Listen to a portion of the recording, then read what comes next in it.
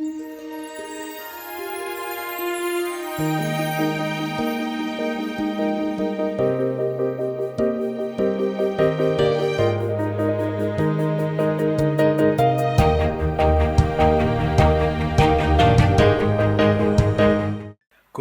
రాసినటువంటి 2వ పత్రిక 11వ అధ్యాయం. ఒకసారి బైబిల్ ఉన్న వాళ్ళందరూ తీయండి.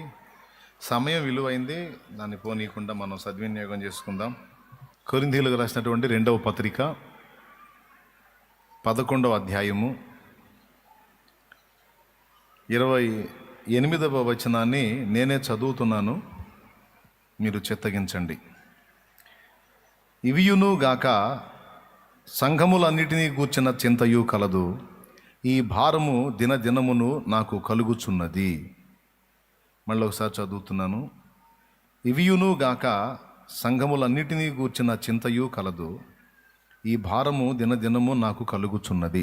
పౌలు భక్తుడు యేసు ప్రభువును తెలుసుకున్న తరువాత ప్రభు ఎన్ని బాధలు పడ్డాడో అవన్నిటినీ 23వ వచనం నుంచి రాశాడు, తెలియజేశాడు కొరింథీ సంఘానికి 2వ ఉత్తరంలో.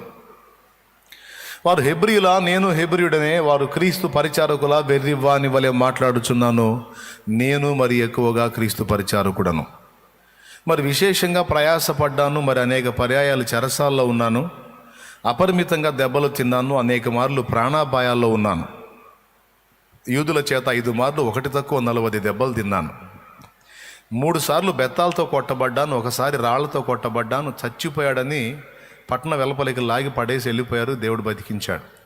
3 సార్లు సముద్రంలో ప్రయాణం చేస్తున్నప్పుడు ఓడ పగిలి అగచాట్లు పడ్డాను, ఒక రాత్రి పగలు సముద్రంలోనే గడిపాను, చిన్న చెక్క ముక్క మీద అన్నట్టు. అనేక పర్యాయాలు ప్రయాణాల్లోనూ, నదుల వలనైన ఆపదల్లోనూ, దొంగల వలనైన ఆపదల్లోనూ, దొంగలు కొట్టారు, నదుల్లో ఇబ్బంది పడ్డాను, ప్రయాణాల్లో శ్రమ పడ్డాను. సొంత జనుల వల్ల కూడా నేను ఆపదలు ఎదుర్కొన్నాను, అన్య జనుల వల్ల కూడా ఆపదలు ఎదుర్కొన్నాను, పట్టణంలో ఆపదలు ఎదుర్కొన్నాను. ప్రయాసంతో, కష్టంతో, తరచు జాగరణలతో, ఆకలి దప్పులతో, తరచు ఉపవాసాలతో, చలితో, కనీసం ఒక్కోసారి అయితే ఒంటి మీద బట్ట కూడా లేని దిగంబరత్వంతో కూడా నేను బ్రతికాను. ఇంకా చెప్పాలంటే చాలా ఉన్నాయి. ఇవి గాక సంఘములన్నిటినీ గూర్చిన చింతయు కలదు, ఈ భారము దినదినము నాకు కలుగుచున్నది అన్నాడు. బైబిల్ గ్రంథంలో చింత, విచారం అనే వాటి గురించి కొన్ని చోట్ల రాయించాడు దేవుడు. పరిశుద్ధాత్మ భక్తుల చేత రాయించాడు కొన్ని విషయాలు. రాయించాడు అంటే కంటే దేవుడే రాశాడంటే బాగుంటుంది, ఎందుకంటే ఆయన పలికించిన మాటలు కాబట్టి.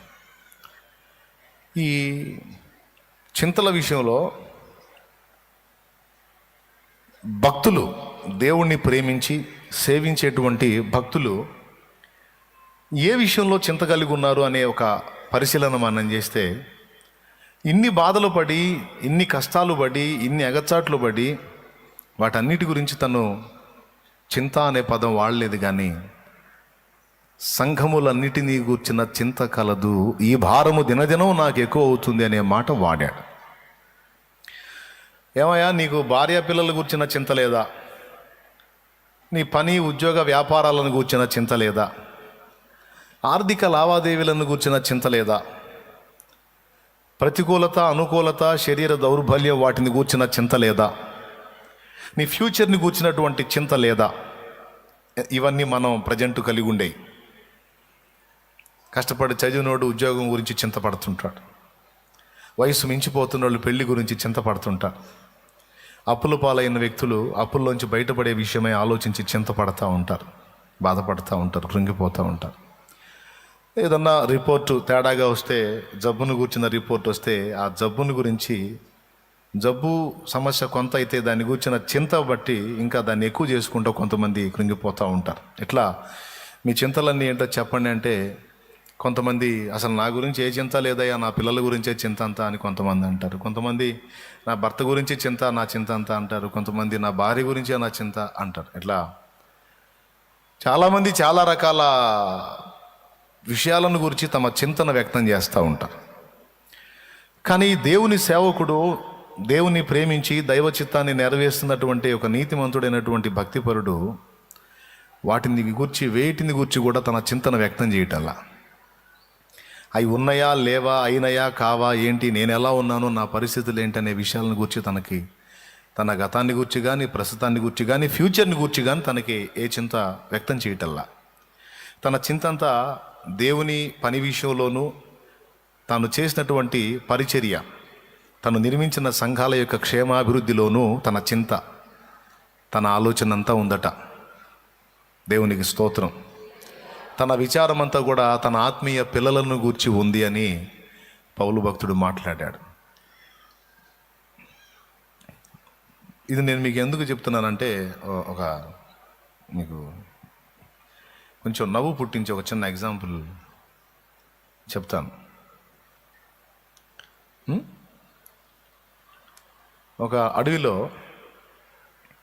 ఓ పాస్టర్ గారు, ఒక ఫారెస్ట్ ఆఫీసర్ ఇద్దరు ప్రయాణం చేస్తున్నారంట. ఫారెస్ట్ ఆఫీసరు, ఓ పాస్టర్ గారు ఇద్దరు ప్రయాణం చేస్తున్నారు. బాగా లోపలికి వెళ్ళారు, నట్టడవిలోకి వెళ్ళారు. బాగా పొద్దుపోయింది. తిరిగి రావడానికి చీకటి పడింది. ఇక రాత్రి టెంట్ వేసుకొని అక్కడే గడుపుదాం అనుకున్నారు. సరే, ఫారెస్ట్ ఆఫీసరు టెంట్ వేశాడు. ప్రయాణం చేసి ఉన్నారు కదా, బాగా అలసిన మీదట ఇద్దరు ఆ టెంట్లో పండుకున్నారు. ఆదమర్చి నిద్రపోయారు. మధ్యరాత్రికి ఇద్దరికి అలసట తీరి మెలకు వచ్చింది. కళ్ళు తెరిచి నీలాకాశం కేసి చూస్తూ ఒకడు మరొకడితో అన్నాడు. పాస్టర్ గారు అన్నాడు పక్కన ఫారెస్ట్ ఆఫీసర్ని పలకరిస్తూ, బ్రదర్, నీలాకాశం అందులో ప్రకాశిస్తున్నటువంటి చుక్కలను చూస్తే నీకేమనిపిస్తుంది అన్నాడు పాస్టర్ గారు ఫారెస్ట్ ఆఫీసర్ని. ఆయన కాస్త ఆధ్యాత్మిక భావాలు కలిగినోడు ఫారెస్ట్ ఆఫీసర్. సార్, నాకు ఆ నీలాకాశంలో ఆ నక్షత్రాలను చూస్తూ ఉంటే నాకు చాలా సంతోషంగా ఉంది. ధ్రువ నక్షత్రం, దాన్ని చూస్తూ ఉంటే తెల్లవారడానికి ఇంకెక్కువ టైం లేదనిపిస్తుంది దాని ప్రకాశం చూస్తుంటే. తర్వాత ఆ నక్షత్రాల యొక్క ప్రభావం, వాటి ప్రకాశం చూస్తూ ఉంటే మరి రాబోతున్న రోజులన్నీ కూడా మంచి ప్రశాంతమైన రోజులే అవుతాయని నాకు అనిపిస్తుంది. అంతేకాకుండా రాబోతున్న సంవత్సరాలు కూడా మంచి సంవత్సరాలు, ఆశీర్వాదకరమైన సంవత్సరాలుగా ఉండబోతున్నాయని నాకు అనిపిస్తుంది.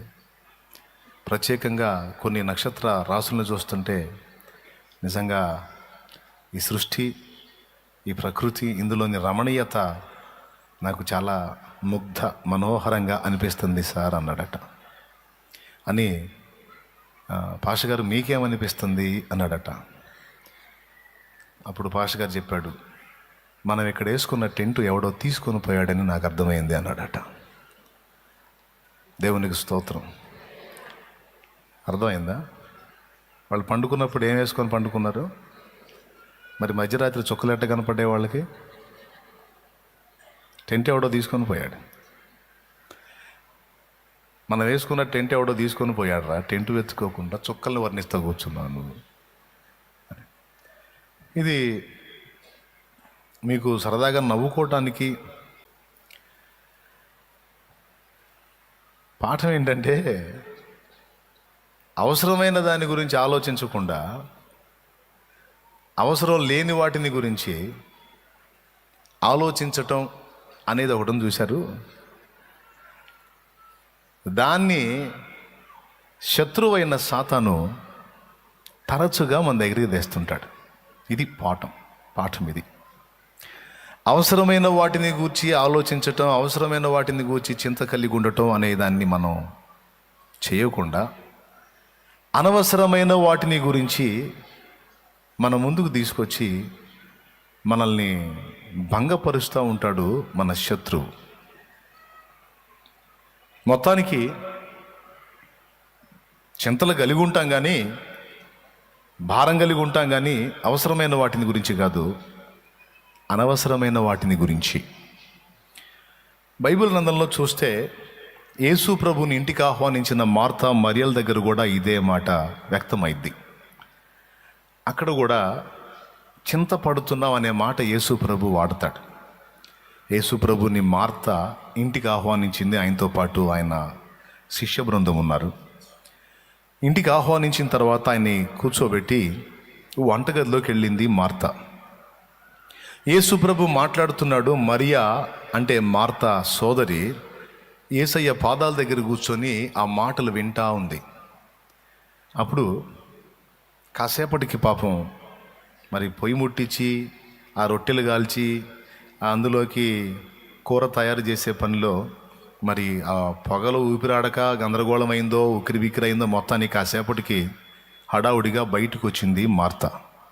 ఆహ్వానించింది ఆమె, ఆతిథ్యానికి పిలిచింది ఆమె. బేతనీయ సిస్టర్స్. తీరా ఆయన ఇంటికి వచ్చి కూర్చున్న తర్వాత ఆయన అక్కడ కూర్చోబెట్టి ఆ వంటగదిలో దూరింది.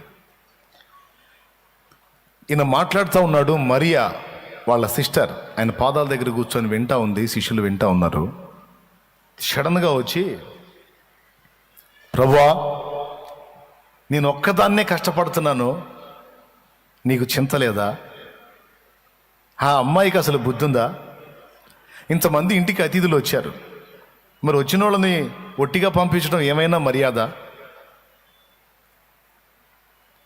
నేను కష్టపడుతుంటే వంటగదిలో నాకు వచ్చి కొంచెం సహకరించాలి కదా, ఆడపిల్ల అయింది. ఆయన కూర్చొని నీ మాటలు వింటా ఉంటే మరి అంతా రెడీ ఎవరు చేస్తారు ఫుడ్? ఆ విషయంలో నీకు చింత లేదా అని అడిగింది. అప్పుడు యేసు ప్రభు ఒక మాట అంటాడు. అక్కడ 2 సార్లు మార్తాని పిలుస్తాడు. మార్తా, మార్తా, నువ్వు విస్తారమైన పనుల చేత అలసిపోయావు, కానీ మరియ శ్రేష్టమైన దాన్ని, ఉత్తమమైన దాన్ని ఎంచుకుంది. విస్తారమైన పనులు పెట్టుకుని అలసిపోతున్న అవసరమైంది ఒక్కటే అని ఉంటుంది ఈ పుట్టినోట్లో కొన్ని. మరి అయితే శ్రేష్టమైన దాన్ని ఎంచుకుంది, ఉత్తమమైన దాన్ని ఎంచుకుంది, అది ఆమె యొద్ద నుండి ఎప్పుడు తీసివేయబడదు అన్నాడు. చూస్తారా వచనాన్ని? 41వ వచనం. ఎన్నో అధ్యాయం? ఏ అధ్యాయం? లూకాసు వార్త 10వ అధ్యాయము 41వ వచనం. అందుకు ప్రభు, మార్తా మార్తా, నీవు అనేకమైన పనులను గూర్చి విచారము కలిగి తొందరపడుచున్నావు. మార్తా ఏమందండి 40వ వచనంలో? మార్తా విస్తారమైన పని పెట్టుకునుట చేత తొందరపడి ఆయన యొద్దకు వచ్చి, ప్రభువా, నేను ఒంటరిగా పని చేయుటకు నా సహోదరి నన్ను విడిచిపెట్టినందున నీకు చింత లేదా? నీకు చింత లేదా అంటే నీకు బాధ ఇట్లేదా, ఇబ్బంది అనిపించట్లేదా, నీకు విచారం కలగట్లేదా? నాకు సాయం చేయమని ఆమెతో చెప్పవాయా, ముందు ఆ ప్రసంగం చేయవాయా? నువ్వు పరలోక ప్రసంగాలు, పరలోక రహస్యాలు తర్వాత చెబుతూ కానీ ముందు ఇంటికి వచ్చిన వాళ్ళకి ఆతిథ్యం చేయాలి, బుద్ధిహీనురాలా పో, మీ అక్క కష్టపడుతుంది, ఆమెకి హెల్ప్ చేయపో అని ఆ మాట చెప్పాలయా? నువ్వు ఏం ప్రసంగం చేయాలో ఏం చెబుతుంది? ఎవరికి? యేసు ప్రభుకి చెబుతుంది. ఏం ప్రసంగం చేయాలో, ఏది నేర్పాలో మార్త చెబుతుంది.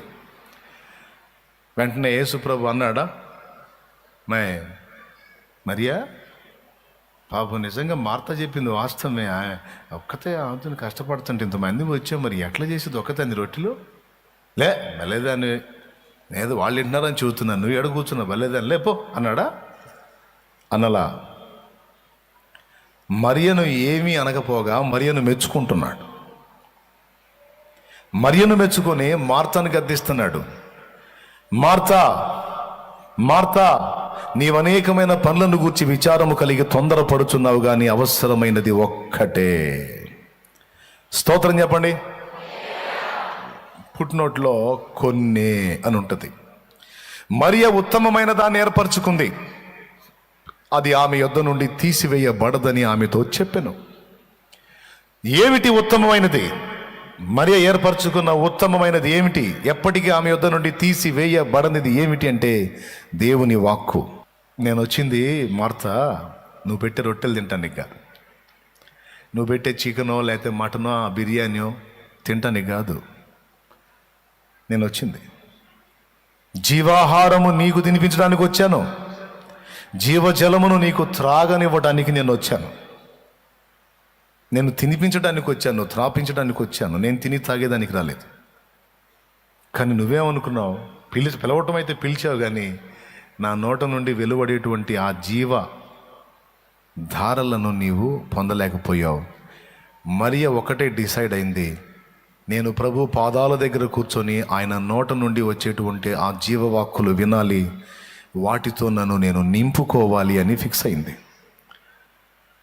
నువ్వు విస్తారమైన పనులు పెట్టుకున్నావు, అవి అస్థిరమైనవి, వాటి వల్ల కలిగే ప్రయోజనమో తాత్కాలికమైంది. వాటి గురించి కాదు నువ్వు చింతపడాల్సిందే. ఎప్పటికీ నీ దగ్గర శాశ్వతంగా ఉండేటువంటి నా వాక్కు, దాన్ని స్వతంత్రించుకోవటానికి బలి అర్పించుట కంటే సమీపించి మాట వినుట శ్రేష్టమని పాత నిబంధనలో సౌలుకి సమూయేలు చెప్పాడు. తిరుగుబాటు చేయుట సోదె చెప్పుట అను పాపముతో సమానము, మూర్ఖతను అగపరచుట గృహదేవతను పూజించుటతో సమానము. బలులు అర్పించడానికి తెచ్చావా క్రొవిన వాటిని? మొత్తాన్ని నిర్మూలపరచమని కదా దేవుడు చెప్పాడు. అయ్యా, దేవుడు చెప్పింది ఏమిటి, నువ్వు చేసేదేమిటి? అక్కడ అంటాడు, బలి అర్పించుట కంటే సమీపించి దేవుని మాట వినుట శ్రేష్టము. శ్రేష్టము, ఉత్తమము పర్యాయ పదాలు. శ్రేష్టమైనది, ఉత్తమమైనది పర్యాయ పదాలు. అక్కడేమో దేవుని మాట వినుట శ్రేష్టము అన్నాడు సమూయేలు, ఇక్కడేమో ప్రభు డైరెక్ట్గా ప్రభు అంటున్నాడు, నా మాటలను వినుట, వాటిని అనుసరించుట, వాటిని గుండెలో భద్రం చేసుకొనుట లేదా హృదయమందు ఉంచుకొనుట శ్రేష్టమైనది లేక ఉత్తమమైనది. దాన్ని బట్టి సంతోషిస్తా. పాత నిబంధనలో బలులను బట్టి దేవుడు సంతోషిస్తాడు అనుకున్నారు. క్రొత్త నిబంధనలో రొట్టెలు పెడితే యేసు సంతోషిస్తాడు అనుకున్నాను. ఆ బలులు కాదు, ఈ రొట్టెలు కాదు. నా మాట విని ఎవడు వణుకుచున్నాడో వానినే నేను దృష్టిస్తున్నానన్నాడు. దేవునికి మహిమ కలుగును గాక. వినయం భయభక్తులు కలిగి నా మాట విని దాని కొరకు ఎవడు విధేయత చూపాలనుకున్నాడో వాని దగ్గర నేను నివాసం ఉంటానని దేవుడు మాట్లాడాడు. ఇద్దరిలో ఒకరిని మెచ్చుకొని ఒకరిని గద్దించినట్టు కనపడుతుంది. వాస్తవంగా ఇద్దరు కరెక్టే. మరియా కావాలి, మార్తా కూడా కావాలి. అంటే రెండు పనులు చేయాలి. దేవుని దగ్గర దేవుని మాటలు వినటమే కాకుండా దేవుని పని కూడా చేయాలి. కాకపోతే ఏది ముందో ఏది వెనకో చూసి చెయ్యాలి. అది పాయింట్ ఇక్కడ. నువ్వు రొట్టె పెడితే తింటాను, నువ్వు బలి అర్పిస్తే గైకొంటాను, ఆగ్రహిస్తాను ఇంపైన సువాసనగా. కానీ ముందు ఒకటి చేయాలి. నువ్వు నేనేం చెబుతున్నానో ముందు నా దగ్గర కూర్చొని నా మాటలు వినాలి. నా సంగతి ఏది నీకు అనిపిస్తే చేద్దు, కానీ ముందైతే నేను చెప్పే మాటలు వినాలి. నిజమేగా? మొట్టమొదట దేవుడు ఏం చెప్తున్నాడో ఆ సంగతులను గైకొని, వాటిని విని గైకొని, వాటిని అనుసరించడానికి తను తాను సిద్ధపరచుకున్న వ్యక్తి పంచభక్షాదులు పెట్టకపోయినా ఏదో ఉన్నంతలో దేవుణ్ణి సేవించిన దేవుడు గొప్పగా సంతోషపడతాడు. హల్లెలూయా. దేవుని మాట విని ఆ మాట చొప్పున బ్రతకాలనుకున్నాడు అబ్రహాం. సుమారు 75 సంవత్సరాల కాలం తను దేవుణ్ణి ఎరగని స్థితిలో బతికేశాడు. 75 ఏళ్లప్పుడు దైవస్వరం విని దేవుని చేత నడిపింపును పొందాడు. ఆ తరువాత ఇక తన జీవితంలో దేవుడు ఎలా చెబితే అలానే నడవాలని తను తాను దేవునికి అప్పగించుకున్నాడు. అబ్రహాం సైతం ఒకప్పుడు మన వంటి సాధారణ జీవితం, మారు మనసు లేని జీవితం జీవించాడు. తర్వాత తనకి ఇంచుమించు 75 ఏళ్ల ప్రాయములో దైవస్వరం విని ఆ మాట చొప్పున నడవటానికి తను తాను అప్పగించుకున్నాడు. దేవునితో నడిచిన హనోకు అంతే. దాదాపు 65 సంవత్సరాలు హనోకు కూడా దేవుని ఎరగని స్థితిలోనే జీవించాడు. తర్వాత దేవునితో నడవటం మొదలుపెట్టాడు. 300 సంవత్సరాలు నడిచాడని రాస్తుంది. ప్రియులారా, మనకి దేవుడి గురించి తెలియనప్పుడు, సత్యదేవుని గురించి ఎరగనప్పుడు మన వేరే వేరే వాటి విషయంలో చింత కలిగి బతికాం. ఇప్పుడు దేవుణ్ణి తెలుసుకున్న తర్వాత దేవుడు చెప్పినట్లుగా మారు మనసు పొంది దేవుని మాటలను విని ఆ మాటలను గైకొని వాటి చొప్పున నడవటానికి మనల్ని మనం సిద్ధపరచుకోకుండా ఈ పై పై కథలు ఎన్ని చేసినా దేవుడు సంతోషపడడు. స్తోత్రం. అర్థమైందా? సంతోషపడడు. కొంతమంది దేవుడు చెప్పే మాటలు తీవ్రంగా తీసుకోరు, దేవుడు చెప్పినట్లు బ్రతుకుని దిద్దుకోరు, భక్తులు మారు మనసు పొందినట్లు మారు మనసు పొందడానికి ఇష్టపడరు, దేవుని మాటలకి విలువనివ్వరు. కానీ బిల్డప్ మాత్రం అస్సలు నిజంగా నెంబర్ 1 భక్తిపరులు కూడా ఒక రేంజ్ భక్తిపరులు కూడా ఇలా ఉండరేమో అన్నంత పిక్చర్ అయితే సూపర్ ఇస్తారు. బిల్డప్ మాత్రం మామూలుగా ఉండదు అసలు. అమ్మో మహాభక్తుల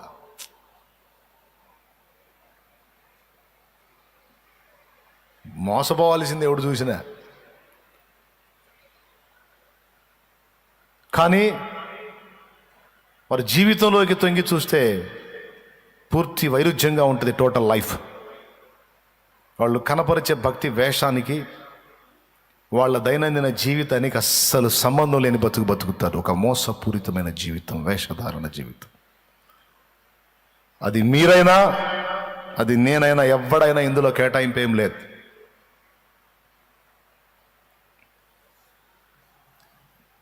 అవసరమైన వాటి మీద చింత ఉంటుందో,